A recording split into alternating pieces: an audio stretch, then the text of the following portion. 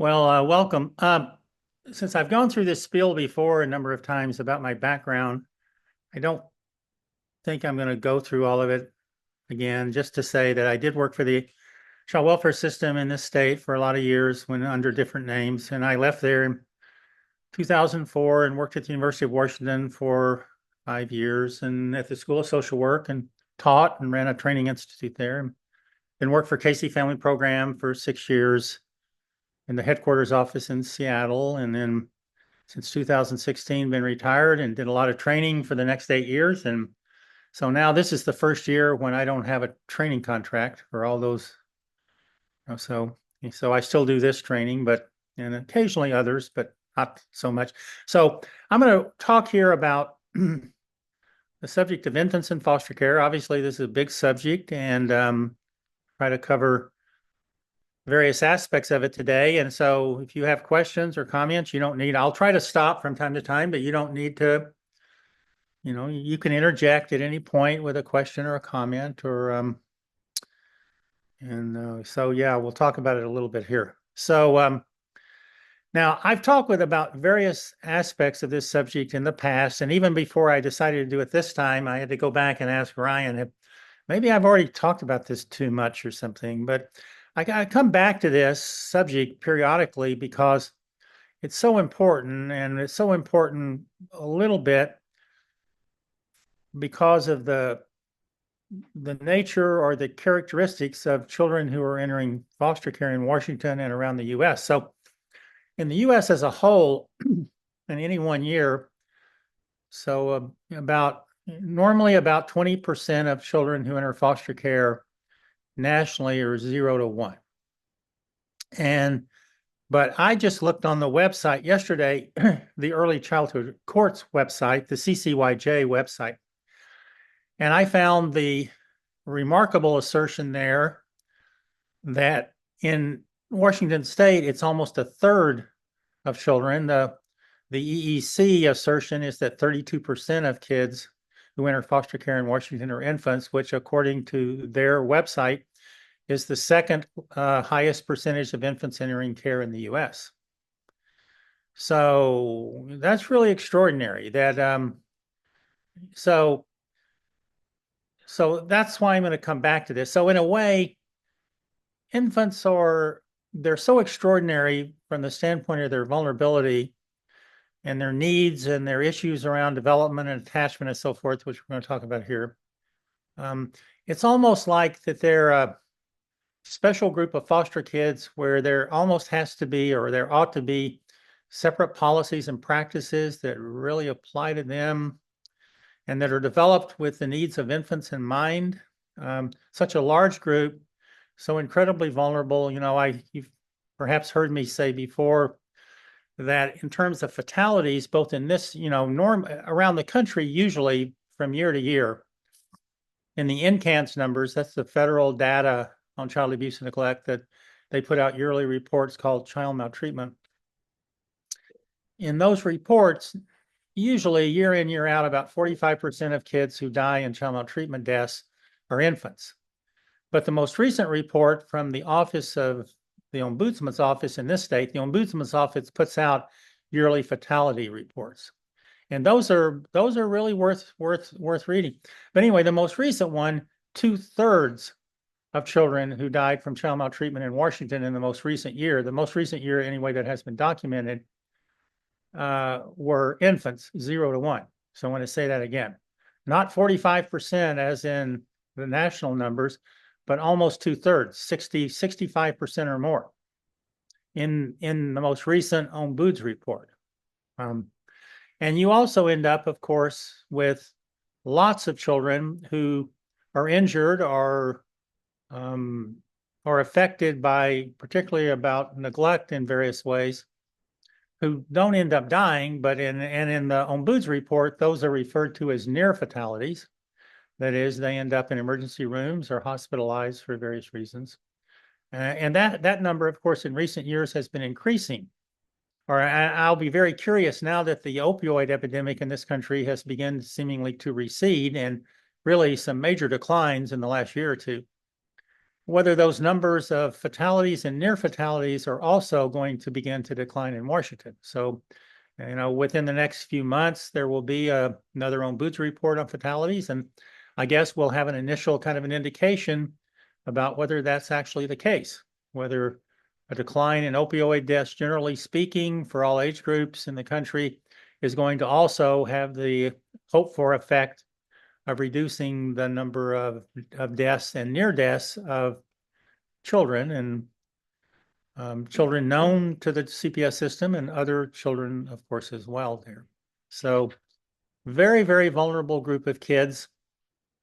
And so what I want to talk about here a little bit is about some of the things to keep in mind as we're dealing with those kids, and particularly in the foster care system. But just want to say there are lots of infants who are referred in CPS reports to DCYF or investigated or assessed in some kind of way who don't end up in foster care. I mean, that must be obvious kind of common sense kind of thing, but it's just not true that most that most children, and particularly even most infants who are in CPS reports, end up in care. I mean, all of you are dealing with a very special subclass of all the infants who are reported. And so there are really a lot of infants who are reported to child welfare systems who are not placed out of the home. And I mean, and that means including children of parents who have substance abuse issues or mental health issues as well. And so, for example, maybe a decade ago, there was a study by Emily Putnam Hornstein and her colleagues in California about a very large group of infants who had entered foster care in California in the first several years of this century.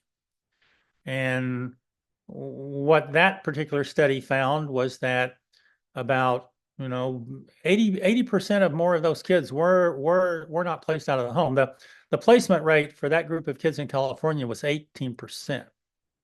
And most of the kids who were not placed out of the home did not receive any services at all. And so out of that group, and so that ended up being just another kind of alarming stat here. That was 5% of all the infants born in California in that year, to all social classes. I mean, so you're talking about really a very, very large number of children who are affected here. Now, in the California study, of those kids who were reported and were not placed out of the home, almost 60% or more of those kids were re-referred within 5 years.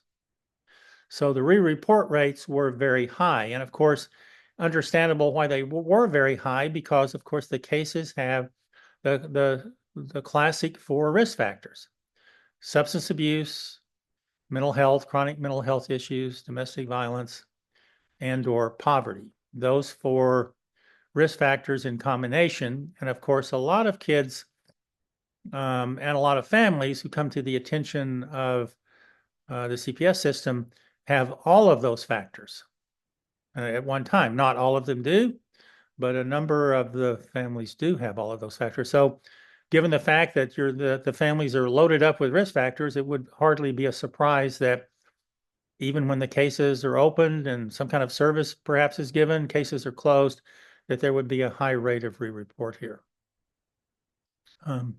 So before I go on, and let me stop here and see if you have any comments or questions here about the overall profile of kids going into foster care, particularly the infants. Okay, so a couple of other things to say here about the infants that are going into care. So again, based mostly on studies in other states, I see no reason why this would be particularly different from Washington, but the studies, in fact, many of them have been done in other states, particularly in California, which has such a huge administrative database, and they have had this vast or very large research center at Berkeley for many, many years, and now one in San Diego and other places as well, kind of there. Of the kids who enter care, of the infants who do enter care, about half enter care in the first 3 months, and then half The other half of infants who enter care from age 3 months to 12 months. So the reason that is important is because kids who enter care in the first 3 months, they don't have attachments in the way that we expect kids to have to begin to show obvious visible signs of attachment to caregivers at about age 6 months or 7 months. That doesn't mean that they don't have some kind of ties or connections or feelings about the caregivers. It's just that in terms of visible signs of attachment, those tend to show up at about 6 to 7 months of age. And a lot of kids have gone into care at very young ages, and of course, many of them within the very first few days of life. And so for those kids, I mean, whether they're placed with relatives, which is often the case, or they may be, of course, placed in foster care, of course, what's going to happen? I mean, if they stay in care and with that family for a period of time, they're going to develop attachments to that family. And then the kids are going to end up in this weird situation where they have sort of a psychological parent based on their early caregiving experience, and then they have a biological parent. And then somehow the law doesn't make any distinction between those children. And some of the timelines and all the laws that apply to kids apply to both groups of kids. Where on the other hand, the kids who are somewhat older when they enter care, they do have attachments. And of course, that's a lot of the issue around to what extent is foster care doing more harm than good? Because particularly when it happens after the age of 6 months, then of course it's obviously having some kind of effect, perhaps even a drastic effect on attachments that are just developing, that are quite fragile, that are evolving here. And so, I mean, I think lots of people, and not just fierce critics of child welfare, not just abolitionists or people who want to get rid of the whole system or who are outraged at child welfare for various kinds of reasons, but lots of other people, developmental psychologists, other experts in this country over the years have, of course, expressed concern about what it would mean to separate children from family members during the very time when they're forming these attacks. And that would be sort of in the halfway through the first year of life there. So let me kind of stop here again before I go on and see if you have comments or questions here. So just a little bit unclear. When does that major attachment, is it like that 3 to 9 month range or the 6 month range? You start When to does see the visible, attachment yeah. start to happen? Presumably attachments are forming from the time that children are born, but in terms of actually showing the most visible signs of attachment, then that begins to happen at sort of like at 6 or 7 months, something like that. That doesn't mean that the early months are somehow unimportant for the process or something.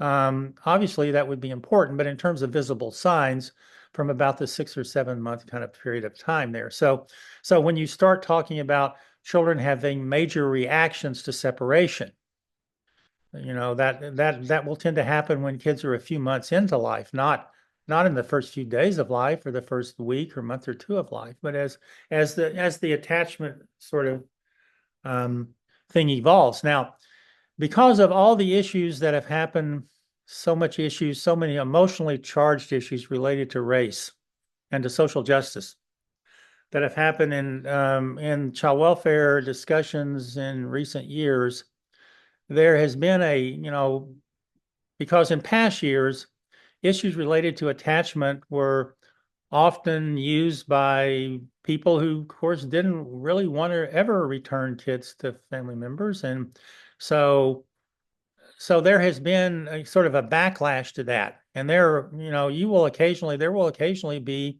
very well-informed people, academics and so forth, who will just attack the whole theory of attachment on the grounds that somehow it's a misrepresentation of what's going on and that it's some kind of ideological marker. But I don't really buy it. I think the attachment research there is robust. I think it's very strong. It's over a period of many decades. It's been these studies have been done around the world. So I think the issue of children attaching to caregivers. I think that that's a kind of a given. That doesn't say how things are going to work out in different cultural contexts, depending on who the caregivers actually turn out to be in any specific culture and so forth. But issues related to attachment, those are very, very real issues, and child welfare systems have to deal with that. Now, okay, so I'm trying to think where I am now. So issues related, of course, obviously the issue in child welfare with infants given the fact that the attachment process. So what about when kids are placed early in life? And of course, what can child welfare systems do to facilitate as opposed to interfere with attachment with birth parents? And so this has been an issue forever. It's not just recently an issue. There's always been an issue around the extent to which a visitation schedule can compensate for separation, what the visitation schedule ought to be, what it can be practically speaking, given workload kind of issues and dynamics.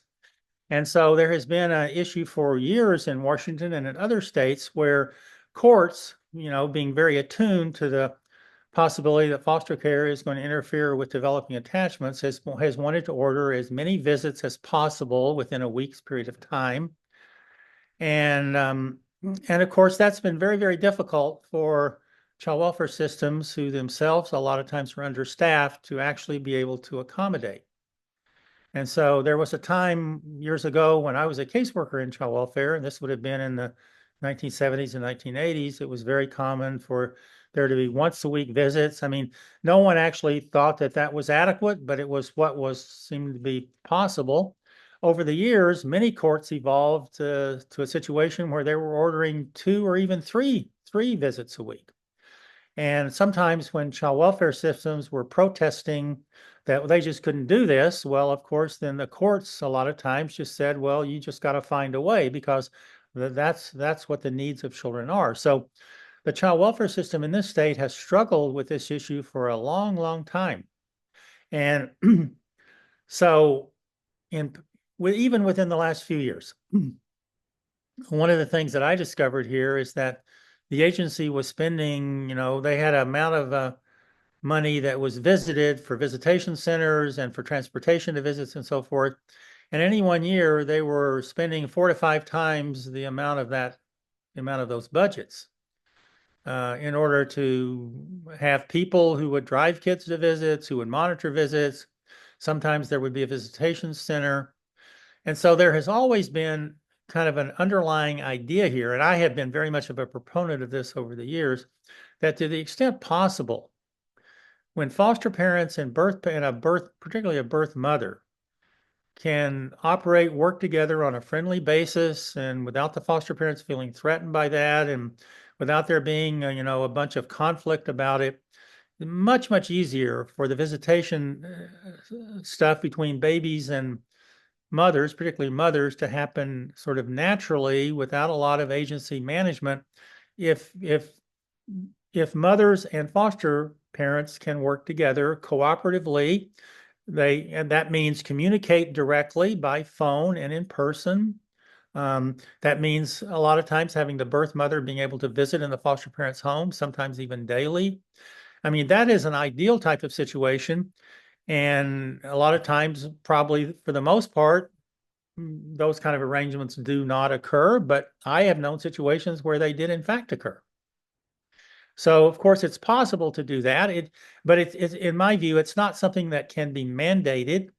It's not something that courts can tell foster parents that they have to do this or something like that. I mean, you can't tell a bunch of volunteers that here's how you have to run your life, and you have to have contact with birth parents and everything. The Annie E. Casey Foundation has made proposals in recent years that that's how courts ought to operate, that they ought to mandate foster parents to do X, Y, and Z in relationship to birth parents, and particularly this kind of direct contact and so forth. I don't think it can happen like that. I think this has to be a situation that the parties work out on their own kind of gradually. I don't think it's useful to have mandates there, but it is useful to have an aspiration. It's useful to have an ideal that one works toward whenever possible. You don't necessarily be needing to arm twist foster parents into doing something that they feel very uncomfortable with. That's not a wise course of action there. But at the same time, if they have any, and a lot of times veteran foster parents will have come to the conclusion on their own over the years that for the most part, the birth parents aren't villains and they aren't terrible, horrible people who are going to threaten them and harm them and so forth. I mean, that's every once in a while that's true, but that's not the general rule. And a lot of times, the foster parents will have discovered that on their own over the years. And a lot of times, foster parents take the lead in developing relationships with birth parents, as opposed to being arm twisted into it or something like that. So that's the ideal situation. Now, a lot of the situations are not ideal situations.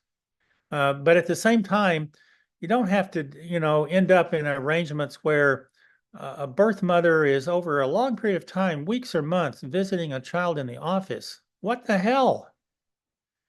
I mean, how could that be acceptable? How could that be a humane kind of thing to be doing there? I mean, that's something that one does just briefly until you work out other kind of arrangements there.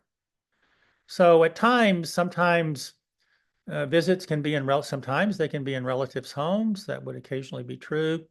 It's true initially, a lot of the times that visits initially need to be monitored, but in my view, over the years, public agencies having a risk-averse type of psychology a lot of the time go on with the supervised visitation stuff for way too long after it's become clear to everyone involved that the child isn't going to be at risk during an hour or two visit, and that and yet to be on the safe side of things, they will continue those arrangements for really a long time. But here there needs to be some goodwill, some common sense. Obviously there has to be assessments and judgments applied here. But over the time, the goal, the aspiration needs to be to make visits more, so to speak, natural, easier, more informal, and not someone sitting there taking notes. Again, I just throw up my hands, so a birth mother interacting with kids and someone sitting there taking notes, and this is what goes on in every visit, and those notes are going to be entered into documentation and so forth. I mean, that would be something that one would do periodically.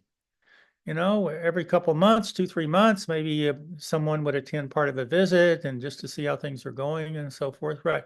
But not on 100% regular kind of basis. I mean, that's just, to my view, it defies common sense and it's incredibly insensitive to birth parents there.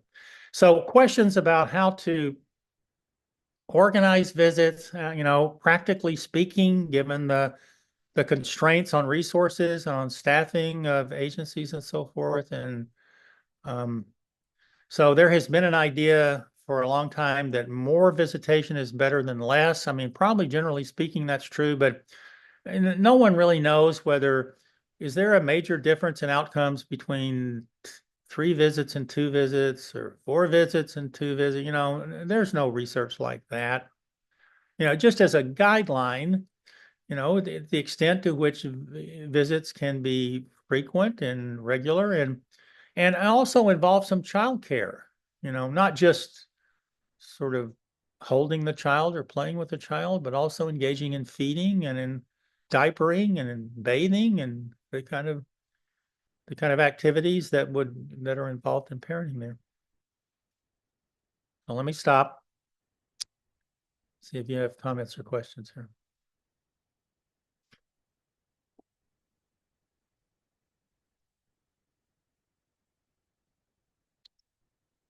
Okay, so I want to say a little bit on the subject of reunification kind of thing here, because there is, and maybe before I say anything, I'll just own up to the fact that for years, I have been a proponent of the idea that it is possible to increase safe reunification rates. I mean, I think that's been true for a very long time.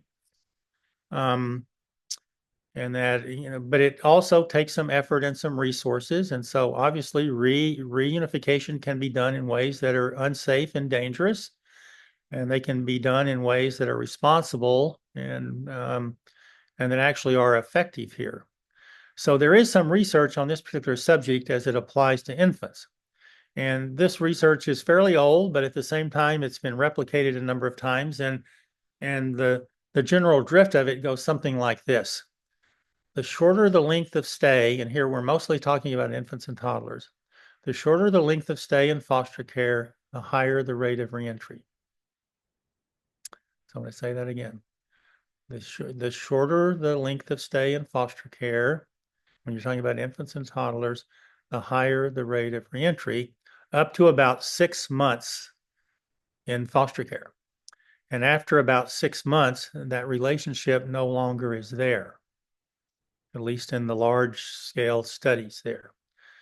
So, well, why is that? Because, of course, most of the parents of kids in foster care, many of them have substance abuse issues and or mental health issues. And those are issues where the recovery process is a very difficult, lengthy one, as all of you know. I mean, very subject to relapse, very, very, very hard.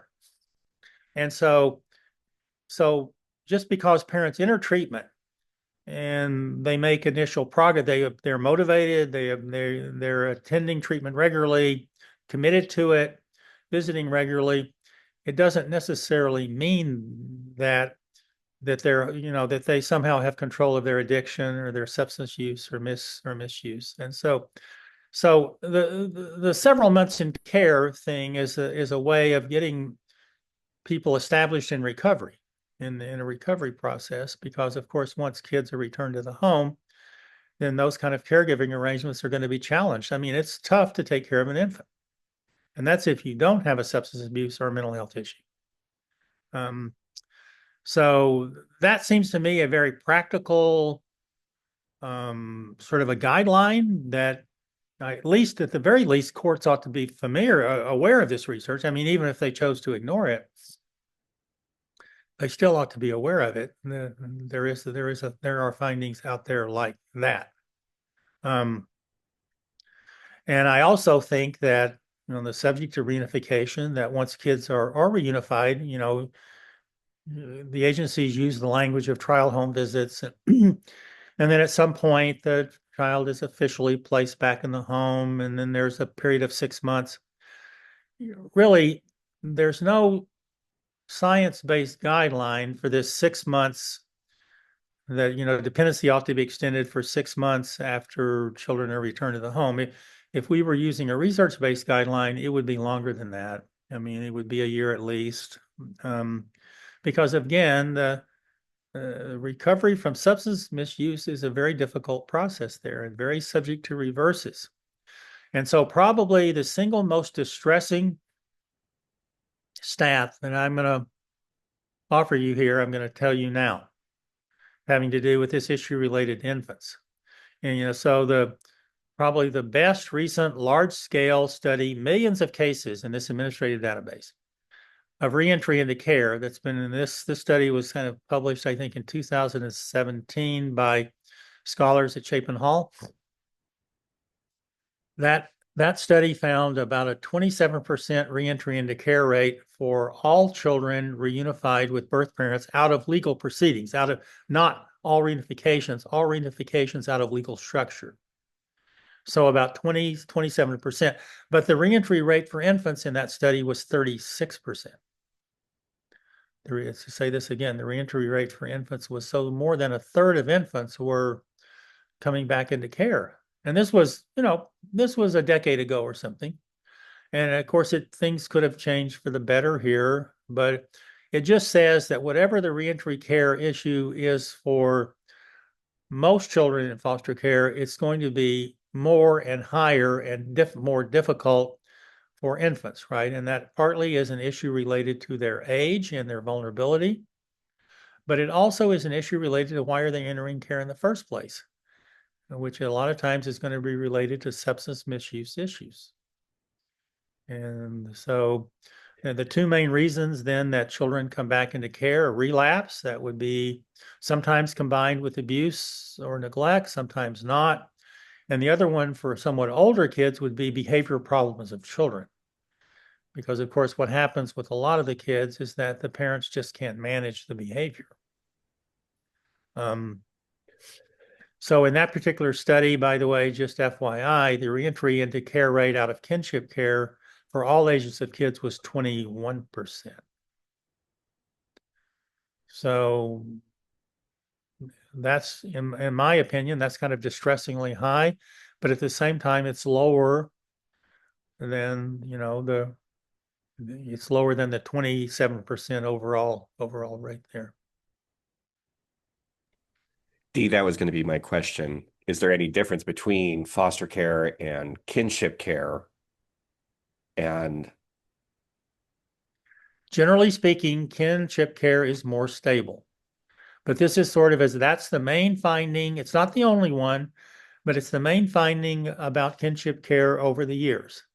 Now, the thing that I've said here before is that if you look at a lot of the research there, it isn't very well done in the sense that children are not matched for behavior problems at entry into care in a lot of the research.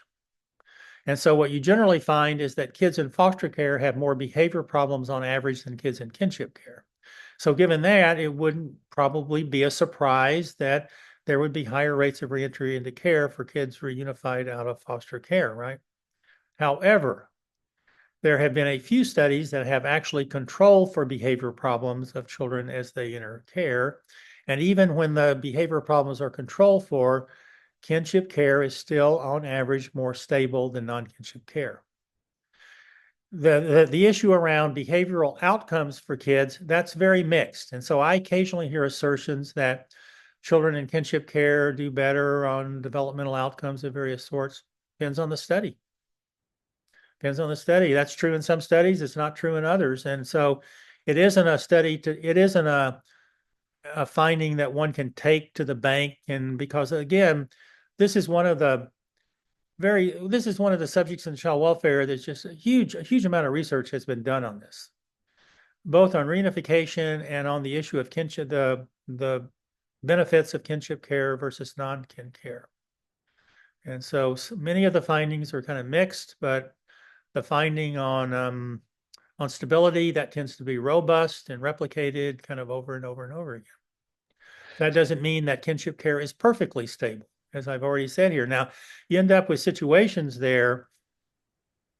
I have a friend who I worked with at Casey who years ago was looking at some administrative data, and she ended up telling me that, somebody like 5 to 10% of kids who were in care when they were teenagers first came into care when they were very little in the 0 to 5-year-old age range. And I worked in agencies for a long time. At first I just didn't believe that. I mean, that didn't square with my experience. But what it turned out, of course, was that those children who entered care initially when they were very young, perhaps even as infants, many of those children had permanent plans completed. And what the adolescent number represented was failed permanent plans. So there are kids who come into care as infants, they are adopted, or they ultimately, or the reunification thing I've already mentioned, the 27% going back into care.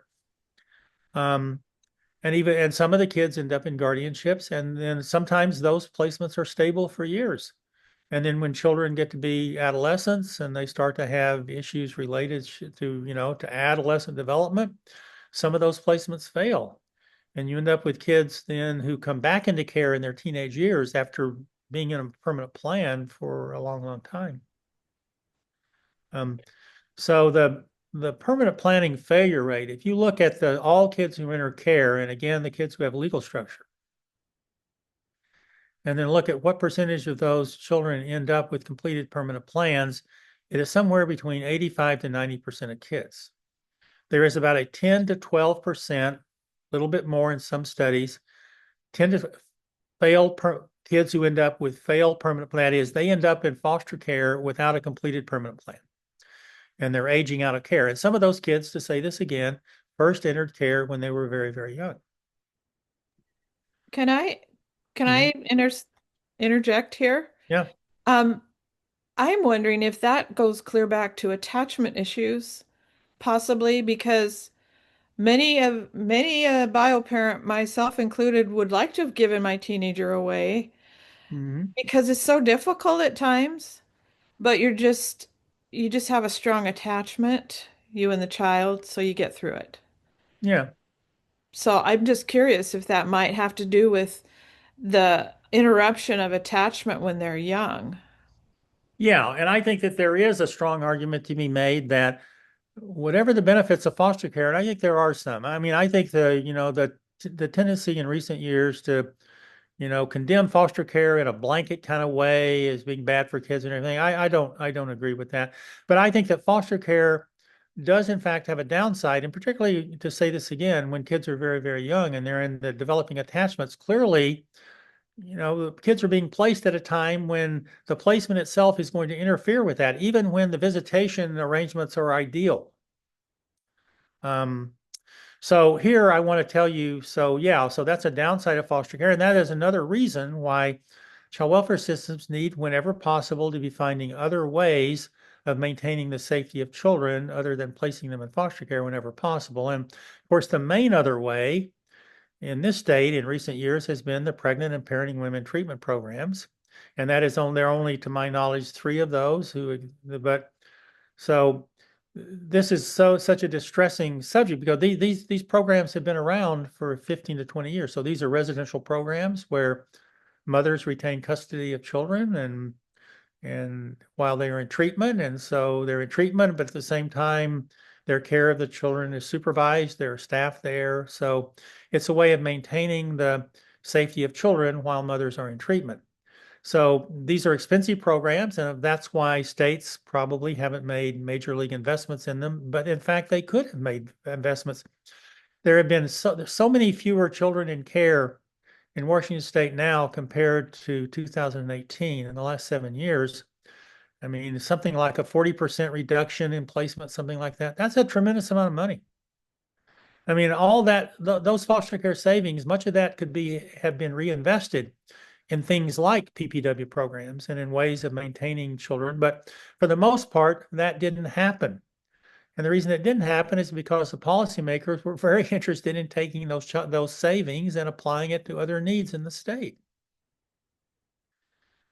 So, yeah, so this is why if we think about what can be done to maintain children safely with their parents without putting them in foster care, then there are some things. The PPW programs is one. The state of Oregon for years has had something they call crisis nurseries, or it's another name in Oregon. I think it's relief nurseries or something, but those are day treatment programs for mothers and their babies. And so those are 5-day-a-week kind of things. And they're partly funded by the state and partly funded by philanthropies. And so that's another program that's been used to reduce the entry into care of infants there. Now, just a little bit about permanent. I'm sorry, I was just going to say, so we had PPW in Longview that, it closed, and that was just hugely detrimental. I just love the PPW program. We in Clark County, we have one, and it really is such a wraparound, very, close knit, great services and everything. And I was just really sad when the one in Longview was closed, because it was huge. Not only they stay there, and then they continue with support and move on to like open house ministries where you have the continued support, but you keep the child with them. And I think that just had yielded such great outcomes. And a lot of times the PPW programs in combination with the PCAP program, the Parent-Child Yes. Assistance Program, where there's home visitation support for up to 3 years of life. And so let me say that I worked in child welfare. I've been out of the child welfare system for 20 years or something like that. We had these programs when I was in child welfare. We're not just discovering the programs, we had them for decades. We could have been building and developing those programs for all the interest in reducing the number of kids in care safely and so forth. I mean, if a state had been really serious about that rhetoric, we would have been investing in these programs all along. But it's still possible, putting that aside for a second, it's still possible to do it. It's still possible to do it. And so, we have 3 of the programs now. One is in Clark, and one of them I think is in Everett, and one's in Spokane. We should have a couple of these programs minimum in every region. I mean, really at the very bare minimum there. And other things as well. But particularly in terms of a therapeutic childcare kind of programs, that we also need those kind of programs. Now, as far as permanent plan, I do want to say a little bit about permanent plans here, because there is one main, and this is a fact. This isn't an opinion. This is a fact about what happens with infants who enter care. Most of those infants end up adopted.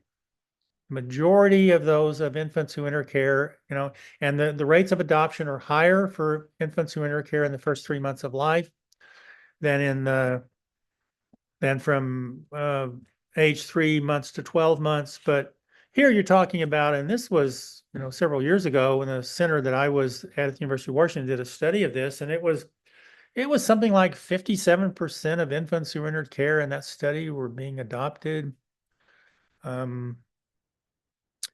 Whereas, and about 1/3 were being reunified, and whereas for the most part, with most age groups, it's kind of the other way around. So yeah, a lot of the kids are going to end up who enter foster care are going to end up in adoption. But the dilemma that we have here, it seems like to me, and I never have found a solution to this dilemma. You end up with a lot of foster parents who become foster parents because they do want to adopt. I mean, that's their goal. And so when young children are placed with them, and particularly at very young ages, of course, they hope that they're going to be able to adopt the child. That's their goal. It's the reason they became adopted. They became licensed for foster care, and that's the reason that they have taken children in the first place. But what it seems like to me that we really want, I guess now I am speaking of opinion here. What I would want foster parents to do would be able to work cooperatively with birth parents around reunification. I mean, really genuinely do that. But it seems like that the younger children enter care, the more likely they are going to be placed with potentially adoptive parents who really don't want reunification to succeed. And sometimes those foster parents or those pre-adopt, so to speak, treat the birth parents very, very well, very civilly, very respectfully, but their heart's not in it. I mean, because they don't want to adopt the kid. That's why they came in the first place. So that's been the dilemma in how to operate a foster care system that has a genuine commitment to reunification whenever possible, but at the same time is going to engage in concurrent planning and is actually going to end up with adoption within a year or two for a lot of those kids. And I just haven't ever found a solution to that. I mean, you can talk about that issue with foster parents, but at the same time, when push comes to shove, a lot of times the adoptive parents are going to feel very, very wronged.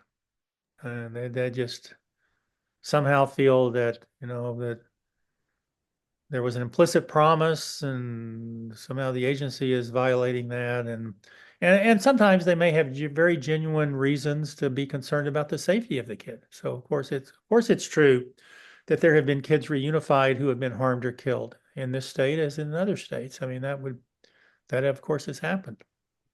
So sometimes the foster parents are registering a very genuine, legitimate concern for the safety of kids. And at other times, they love the kid dearly.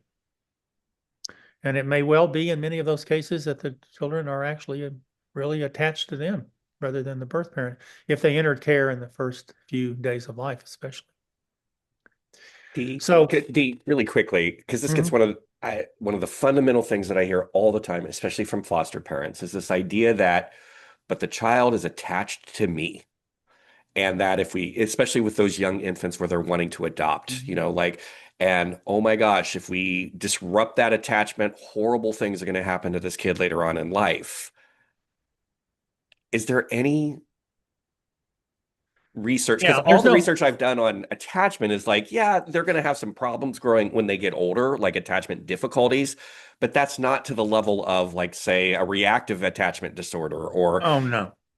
And of course, if it was the case, how would we ever have adoption programs in the first place? Because of course, kids are going from usually from foster homes to adoptive homes. That's a move.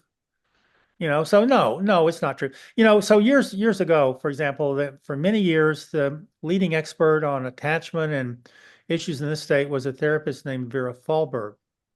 And Vera Fahlberg, I first met her in Colorado when I was a caseworker there in the 1970s. She was a esteemed person then and became even more esteemed over the years. And she wrote probably still the best single book on practice issues related to kids in foster care and parents and foster parents and so forth. And the name of this book is A Child's Journey Through Placement. And this book came out about 1992, 1993, something like that. But one of the things that Fahlberg points out in this book, and she was not a fan of breaking attachments or anything, but what she said is that for the most part, when kids have formed good, solid attachments early in life, it is going to be possible to transfer those attachments to someone else in a successful, effective way. I mean, sometimes she wouldn't be for doing that, but so the kids who have done the best in life, generally speaking, have come in and they have had very good nurturing parents in the first few months of life. And many of those kids really have been able to be moved into adoptive homes and do really, really well. So I think where you end up with much more difficult issues and problems and when kids haven't had those kind of early positive experiences, when they have been in fact moved around in care early on. I'm going to say more about this just a minute here, and then after 3 or 4 moves and a child is finally stabilized, a child who has been very troubled or perhaps unhealthy or in physically and perhaps emotional problems, with a very sensitive temperament, those children, moving those children who have these histories of placement moves already and moving them again, sometimes in order to be with a kin caregiver. So those are the kids, I think, with the most problematic outcomes, kind of thing. And so it isn't a sort of generalization about attachment in general. It's a generalization. It's an assertion about attachment issues with particular groups of kids based on their early histories there. Right.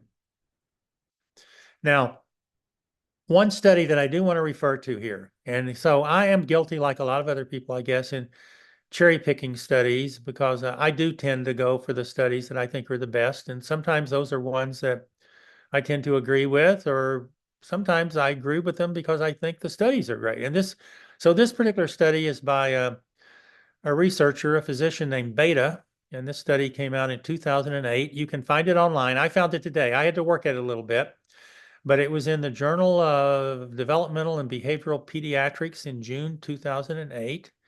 And the name of the study is The Importance of Early Placement Stability for the Development of Children. The importance of early stability, that's definitely in the title there.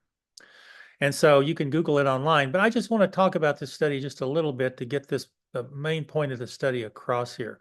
So this was a study of more than 1,000 mother-child dyads in 4 big cities across the country. So this is another advantage of the study. It's not based on a particular place, one place or something. So this was children in Providence, Rhode Island, Detroit, Michigan, Miami, Florida, and God, where was the other one? There's one other place there. And so what this study did was it tracked about 650 to 700 kids who had been exposed to opioids while they were in utero. And it tracked them from the time of birth for about a 3-year period of time. And it ended up being kind of a little bit of a natural experiment here because it turned out that a very significant number of these children were placed with relatives right out of the hospital, right after birth. Many of them went into foster care, but not the majority of them. Some of them did. And some of them ended up staying with their birth mothers. And so you had 3 different groups there. You could compare kids who went into foster care, and that is the non-kin foster care, kids who went to kinship care, whether it was foster care or not, and kids who stayed with their birth parents, whether or not there was CPS involvement or not. And they're often, by the way, in this population, many of the kids, there was no CPS involvement at all. I mean, somewhere between, I think ended up somewhere between 40 to 50% of these kids ended up with a CPS case, but that didn't mean that they were always placed. Well, what did this study find? And this study then used developmental outcomes at 3 years. And they used the child developmental checklist, the CBCL kind of thing, and they used the Vinland or another developmental test. So this is a careful study. It's not ideological. It wasn't a study done in the social milieu that exists today, where everything around these subjects is so emotionally charged. And so what they found was pretty straightforward. The children who ended up with relatives did initially, right out of the hospital, did the best developmentally. And they did markedly better than the other kids did. And surprisingly, the children who stayed with the birth moms did just a little bit better, not hugely better, but a little bit better on developmental measures than the kids who went into foster care. So I'm going to say that again. Kids who did the best went to relatives. And here we're talking about developmentally. We're not talking about safety outcomes. There were a couple of kids here who, in this study who died, but this is a study of development. And so what was the main difference there? And it came down to be something pretty simple. The kids who were stabilized in care from a very early age did the best. No moves. No moves. And so the kids who had the most moves, and those were the kids in foster care, they did the worst. And pretty much that was on externalizing. So that meant in terms of oppositional behaviors and so forth, right? And the kids who were with the mothers did, they didn't look, you might say, well, certainly, and these were mothers who had serious substance abuse issues. Kids who stayed with the mothers did just as well developmentally as the kids who went into foster care. In fact, they did just a little bit better. They didn't do markedly better, but they did a little bit better. So again, what these researchers found is that every move affected an infant in terms of developmental indicators. Every move affected an infant. And so you end up with a lot of times kids in the child welfare system some have been placed initially emergently. They may have been placed in some form of receiving care or some in a foster home for a few days, and they might be moved to some other kind of foster home more long-term within the first week or two of life. And then at some point they're going to be adopted, they're moved again. So even a lot of times when child welfare systems are working as designed, you end up with children who have 3 or 4 placements. That's when they're working as designed. And sometimes they're not working as designed. For various reasons, they're unpredictable, unanticipated moves. And those moves are having effect on kids. That's what this study said. D. In a very straightforward, clear way. So this is sort of the dilemma here for child welfare. It seems like to me that, so this is back to the issue of the foster adopts and so forth. Despite all that issue and so forth, if we can find parents early on, particularly for kids like right out of the hospital, who potentially, if the kids are not reunified, who can stay with that family, that's going to be an advantage, developmentally for that child. And then we still have to struggle with the social justice issue of giving the parents every opportunity to regain custody of the child there. That has to be a genuine good faith effort. So that's what the Bada study says. And I invite you to go back and look at it. It really is one of the, I think, most practically useful studies I've seen. It's not a diatribe. It's not ideology. It's just, this is what we found in four different sites there. D, can I ask a follow-up to that? So let's say we've got a kid comes into care straight from the hospital, goes into foster care. How long is too long to wait to maybe try to move that kid to a relative rather than keeping them in foster care? Or The sooner the better. I mean, obviously, the sooner the better here.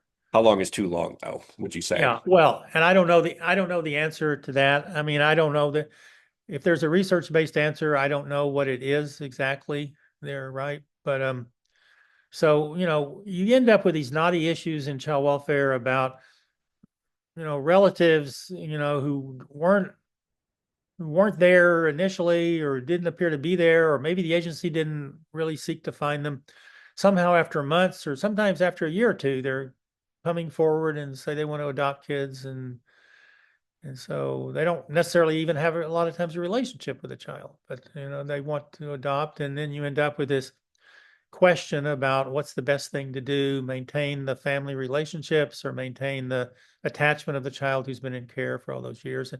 And every once in a while, I get asked by people, well, what about, isn't there some research on this subject that says that keeping the kids with the foster parents after a year is better? And the truth is that there isn't.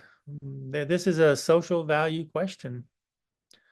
And I found that people have very strong feelings about it. So, one of the things I found over the years is that when there aren't really good empirical research-based answers to things and people conclude things based on their social values, they're absolutely convinced they're right.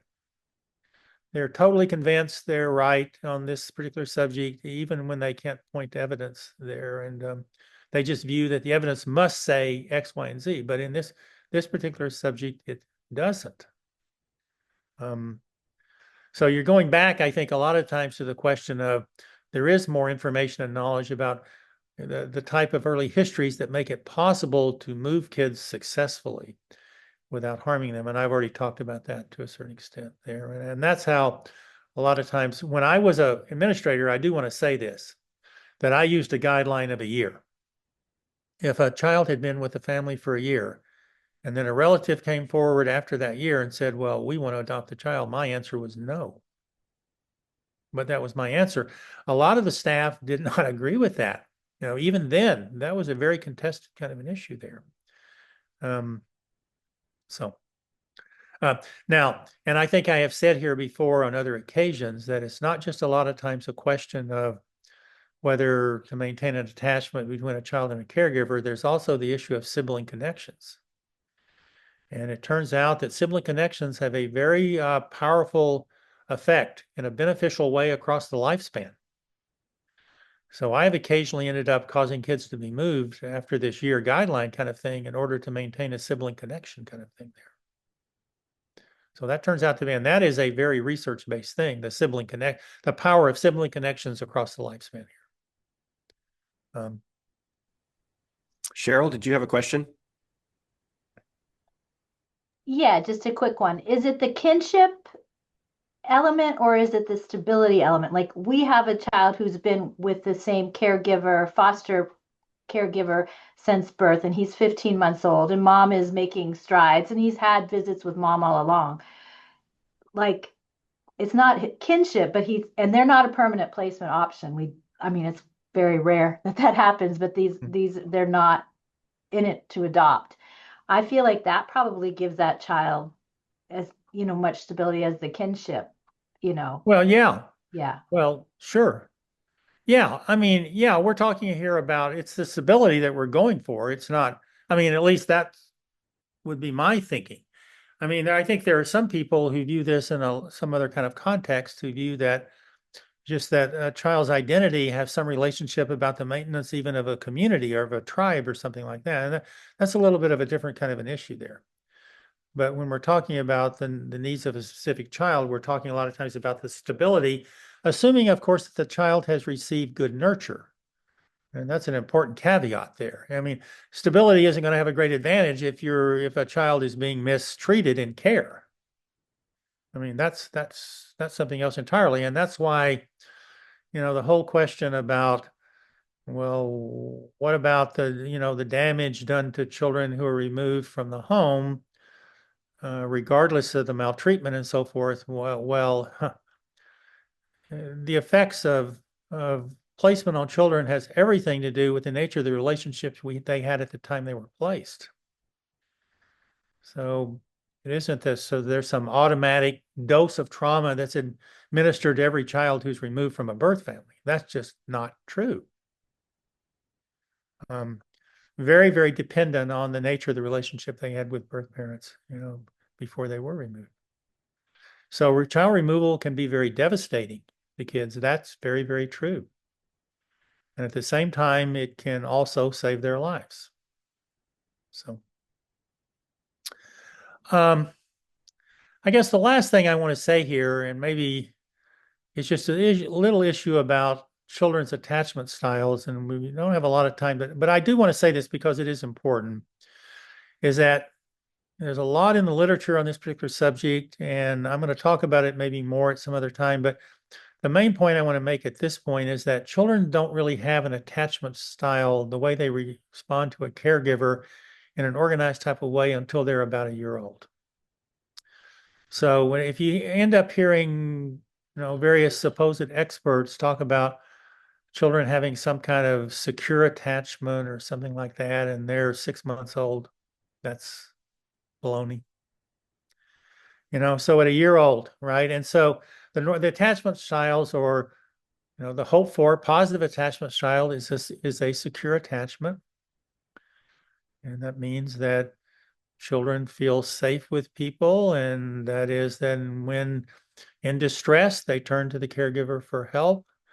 They have an inner confidence about being loved. They can explore the environment without anxiety or fear because of that confidence. And then you have lots of kids who have insecure attachments and anxious attachments. And the characteristic of those kids is that they don't completely believe the caregiver is going to be there for them. And their behavior, when they are in distress, they may not go to the caregiver at all for help.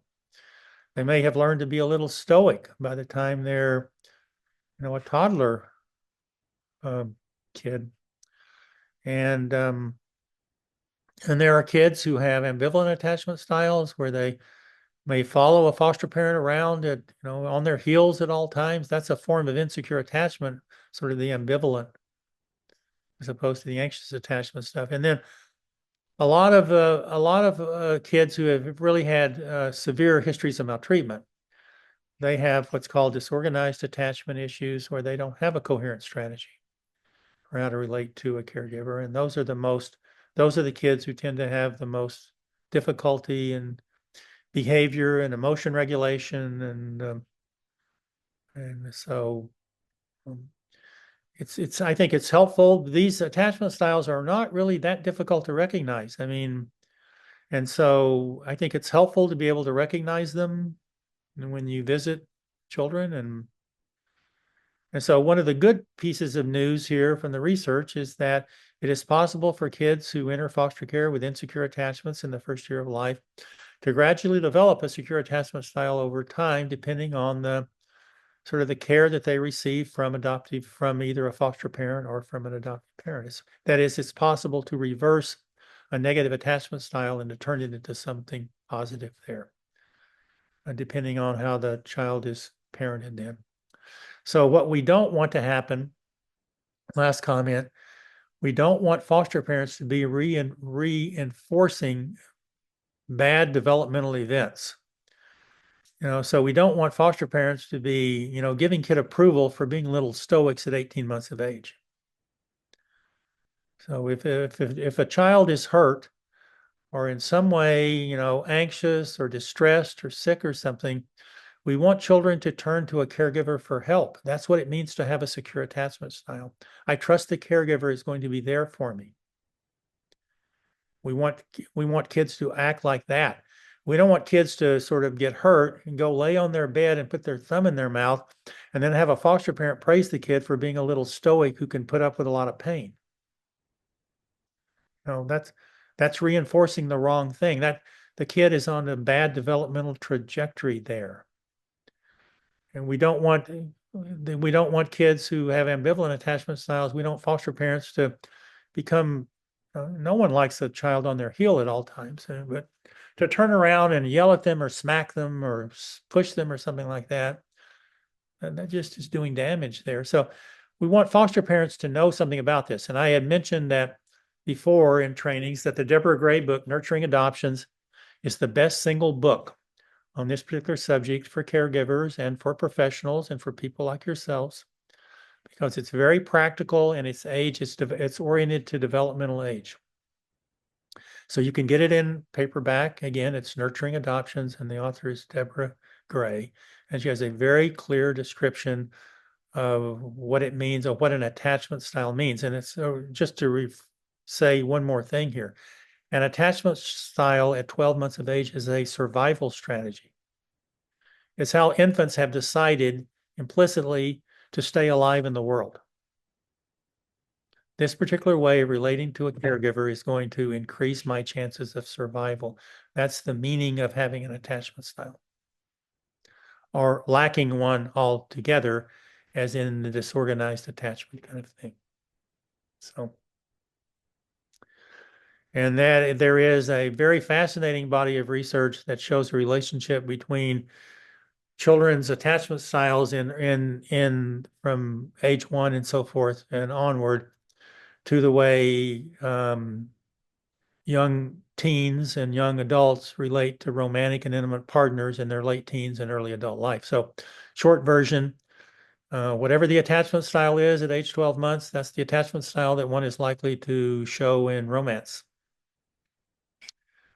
Secure attachment, anxious attachment, ambivalent attachment, or disorganized attachment.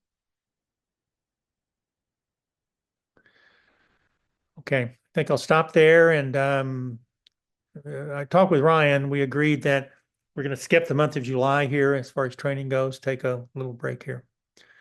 And then we'll come back in August with a training. And if anyone has suggestions or ideas, things you would like to hear me discuss, I mean, you can say it to Ryan or you can send me something directly. My email address is deewilson13@aol.com.